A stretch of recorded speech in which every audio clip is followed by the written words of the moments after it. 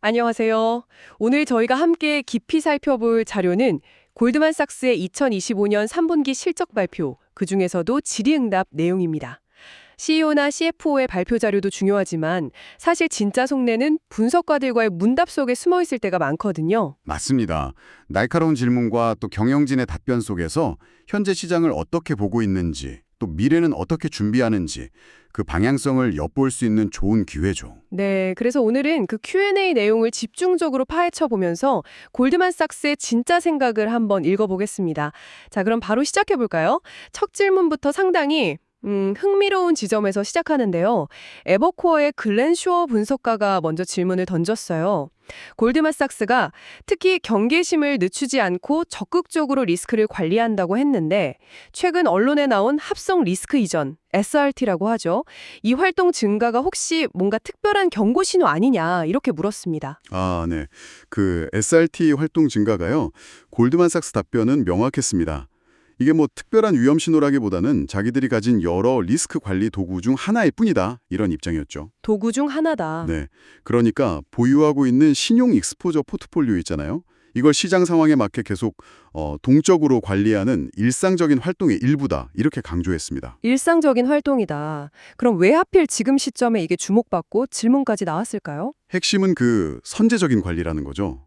문제가 생기고 나서 뭐라는 게 아니라 평소에 고객 활동을 계속 원활하게 지원할 수 있도록 그 역량을 확보하기 위해서 포트폴리오를 계속 건전하게 관리한다는 겁니다. 아, 그러니까 위기 상황이라기보다는 평상시의 관리 차원이다. 그렇죠.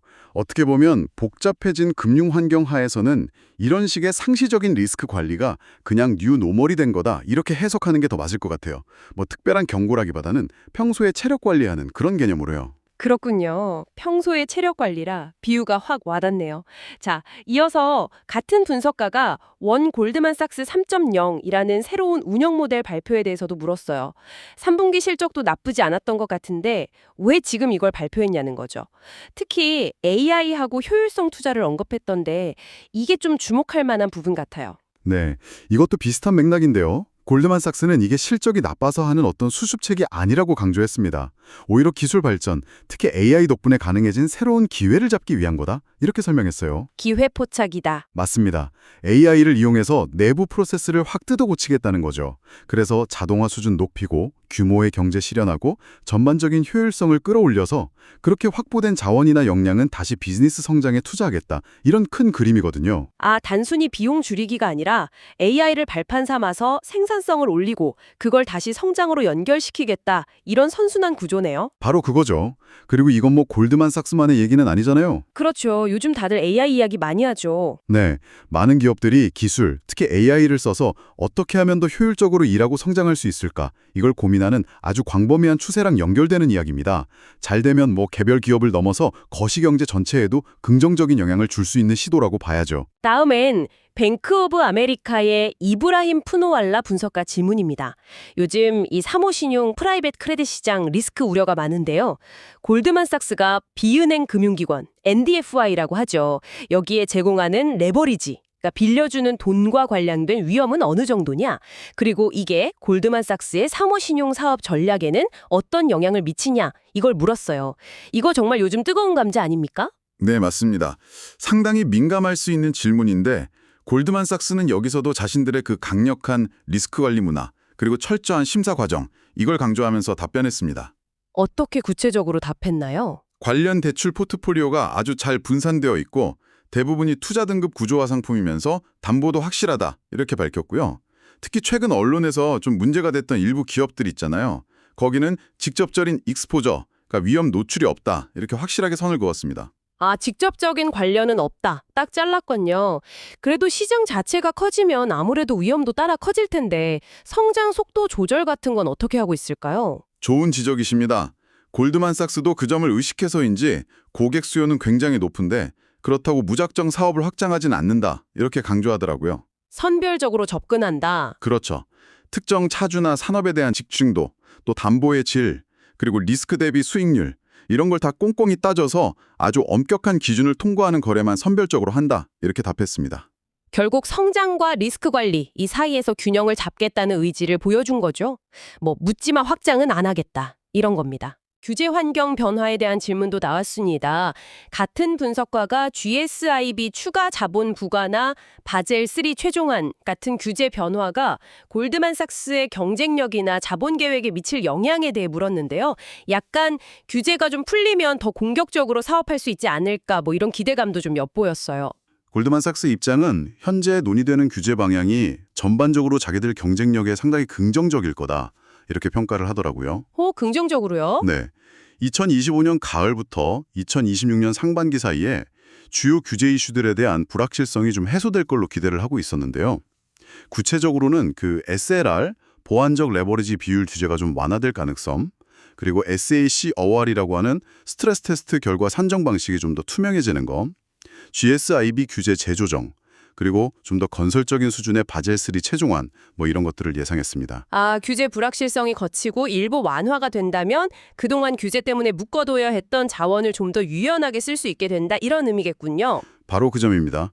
규제 대응에 들어왔던 상당한 자원과 경영진의 관심을 이제 성장 동력 확보나 핵심 사업 강화 같은 데 다시 쓸 수 있게 되는 거죠. 운영의 유연성도 커지고 자본 효율성도 높일 수 있으니까 골드만삭스에게는 상당히 중요한 긍정적 변화가 될 수 있습니다. UBS의 에리카 나자리안 분석관은 조금 더 근본적인 질문을 했습니다. 만약에 앞으로 자본시장이 지금처럼 계속 좋지는 않더라도 목표로 하는 ROE 15% 수준을 달성하려면 어떤 성장 기회가 있느냐. 특히 자산 및 자산관리, AWM 부문의 역할에 주목해서 물었습니다. 골드만삭스의 장기 성장 엔진이 뭐냐? 이걸 묻는 질문이었죠. 골드만삭스는 여기서 기존 전략을 계속 밀고 나갈 거라는 점을 다시 한번 확인시켜줬습니다. 핵심 사업인 글로벌 뱅킹 및 마켓, GBM 부문은 경기 사이클 전반에 걸쳐서 10%대 중반 정도의 꾸준한 수익률을 목표로 하고요. 안정적으로 가고. 네. 그리고 성장의 핵심 동력은 바로 이 AWM 부문에서 찾겠다. 이 전략입니다. AWM 부문의 수익성, 즉 마진 개선이랑 전체 수익률 향상에 집중하겠다는 거죠. AWM을 확실한 성장 엔진으로 삼겠다. 이런 의지가 느껴지네요. 뭐 구체적인 방안 같은 것도 좀 언급됐나요? 네, 최근에 발표했던 자산운용사 티로프라이스와의 협력, 그리고 인더스트리 벤처스라는 벤처 캐피탈 인수, 이런 것들이 바로 AWM 성장 전략을 가속화하기 위한 구체적인 사례로 제시됐습니다. 특히 자산관리 쪽은 초고액 자산가, UHW 고객에 집중하고 자산운용 쪽의 상품 개발 역량을 딱 결합해서 시너지를 내겠다. 이 전략을 계속 유지할 거라고 했고요. UHW 집중 전략은 그대로 가는군요. 네. 다만 아주 큰 규모의 M&A에 대해서는 여전히 좀 신중한 입장을 보였습니다. 다음은 어토노머스 리서치의 크리스티언 블루 분석가 질문인데요. 3분기 주식, 에퀴티스 부문 실적이 경쟁사들과 비교했을 때 약간 부진해 보였는데 그 이유가 뭔지, 그리고 파이낸싱 사업에서 담보 건전성은 어떻게 관리하는지 이걸 물었습니다. 주식 사업 실적 관련해서는요. 우선 연초부터 누적 실적으로 보면 역대 최고 수준이다. 이 점을 먼저 강조하더라고요.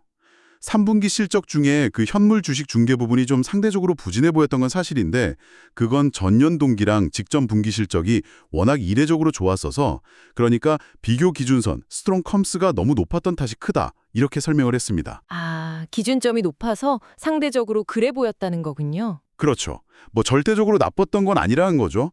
반면에 파생 상품이나 특히 기록적인 실적을 낸 파이낸싱 부문은 아주 견조했다고 덧붙였습니다. 마침 파이낸싱 사업 얘기가 나왔는데 담보 관리는 어떻게 한다고 답했나요? 이 부분도 아까 사모신용 리스크랑 연결될 수 있어서 중요해 보이는데요. 맞습니다. 그래서 담보 건전성 관리에 대해서는 여러 겹의 안전장치를 가지고 있다고 강조했습니다. 거래 전에 당연히 철저하게 실스하고 거래 후에도 계속 모니터링하고 또 내부적으로 특정 차주나 산업에 대한 익스포저가 너무 쏠리지 않도록 한도를 설정해서 관리하고 있다. 이렇게 밝혔습니다. 원칙을 지킨다는 거군요. 네, 그리고 모든 거래에 일관된 심사 기준을 적용하는 걸 원칙으로 한다고 했죠. 특히 최근 사모신용시장에서 문제가 됐던 특정 기업들, 뭐 이름까지 언급했는데 퍼스트 브랜즈, 트라이털러, 거기는 직접적인 거래가 없었다는 점을 다시 한번 언급하면서 결국 선별적인 접근이랑 철저한 리스크 관리가 중요하다. 이걸 부각했습니다. 모건 스탠리의 배치 그레이색 분석가는 AWM 부문의 M&A 전략에 대해 좀 더 구체적으로 물었습니다. 최근 인더스트리 벤처스 인수처럼 이런 소규모 바이트 사이즈 인수를 계속할 건지 아니면 좀 더 큰 규모의 딜도 고려하는지 궁금해했고요. 덧붙여서 많은 분들이 궁금해하는 애플카드 사업 철수 여부도 물어봤습니다. AWM 인수 전략 관련해서는 앞서 말씀드린 것처럼 초고액 자산가, UHNW 중심의 자산관리 사업 모델을 강화하는 데 집중할 거다. 이걸 재차 강조했습니다. 단순히 관리 자산 규모, AUM만 늘리려고 광범위한 자산관리 채널을 직접 인수하거나 통제할 계획은 없다. 이렇게 선을 긋고요. 그럼 어떤 인수를 선호한다는 거죠? 인더스트리 벤처스 인수처럼 기존 고객들한테 좀 차별화된 투자 기회나 상품을 제공할 수 있는 그런 부가가치를 더하는 형태의 인수를 선호한다고 밝혔습니다. 더 큰 규모의 인수에 대해서는 항상 아주 높은 기준, 하이바를 적용할 거라고 답하면서 정말 좋은 기업은 매물로 잘 나오지 않는다. 이런 흥미로운 코멘트도 덧붙였어요. 허허, 최고의 기업은 매물로 나오지 않는다. 상당한 자신감이네요. 애플카드에 대해서는 뭐라고 답했나요? 애플카드 관련해서는 일단 신용카드 파트너십 사업이 골드만삭스의 미래 핵심 전략은 아니라는 기존 입장을 다시 확인했습니다. GM과의 카드 파트너십은 이미 완전히 종료했지만 애플카드에 대해서는 현재로서는 발표할 새로운 소식은 없다 이렇게 답했습니다. 다만 상황에 변동이 생기면 알리겠다 이런 여지는 남겼죠. 아직 결정된 건 없다. 이런 뉘앙스군요. 네, 그렇게 해석됩니다. 다음은 웰스파고 증권의 마이크 마이오 분석가 질문입니다. 두 가지를 물었는데요. 첫째, 분기 말 수주 잔고, 백로그라고 하죠. 계약은 했는데 아직 매출로 안 잡힌 일감이 3년 만에 최고 수준이라는데 구체적으로 그 내용이 뭔지. 둘째, FICC와 주식 부문 수익의 약 40%가 파이낸싱 활동에서 나온다는 게 맞는지. 맞다는 그 배경은 뭔지. 미래 실적의 가늠자랑 안정적인 수익원의 중요성을 짚어보는 질문이네요. 네, 수주잔고가 3년 내 최고치를 기록한 게 맞고 이건 투자은행 부문의 핵심인 M&A 자문 그리고 주식 및 채권 발행 주간 활동을 모두 포함하는 거라고 확인했습니다. 특히 최근에 계약 이행으로 매출이 많이 발생했음에도 잔고가 최고 수준이라는 점은 앞으로 M&A 같은 기업 활동이 활발해질 거라는 긍정적인 전망을 반영한다고 설명했어요. 아, 식당으로 치면 예약 손님이 꽉 차 있는 그런 상태군요. 그렇죠. 앞으로 바빠질 거라는 신호로 볼 수 있습니다. 그럼 FCIC와 주식 수익 중 파이낸싱 비중이 40%나 된다는 건 어떤 의미인가요? 그건 좀 높은 것 같은데요? 그 수치 역시 맞다고 확인했습니다.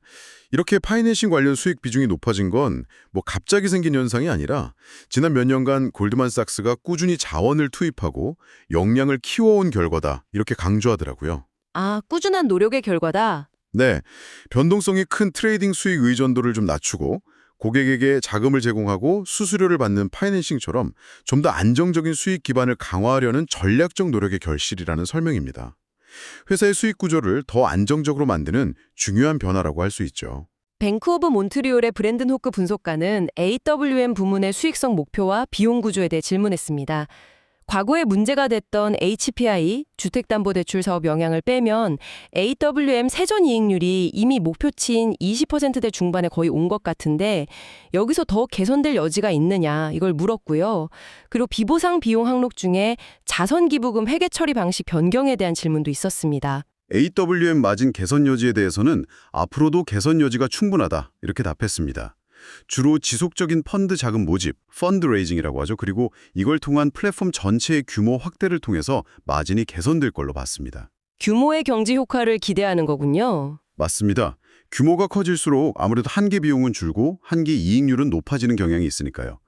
HPI 포트폴리오 정리가 끝나면 일부 자본이 회수되겠지만 근본적인 마진 개선은 결국 사업 자체의 성장과 규모 확대를 통해 이루어질 거다 이렇게 설명했습니다. 비용 관련해서 자선기부금 이야기는 왜 나온 건가요? 특별한 이슈가 있었나요? 그건 그냥 회계 처리 방식 변경에 대한 확인 질문이었습니다. 비보상 비용이 전반적으로 증가한 주된 이유는 거래 관련 비용 증가 때문이라고 설명하면서 자선 기부금의 경우에는 과거에는 주로 4분기에 한꺼번에 비용으로 잡았는데 올해부터는 연중 분산해서 인식하는 방식으로 바꿨다. 이렇게 확인해 줬습니다.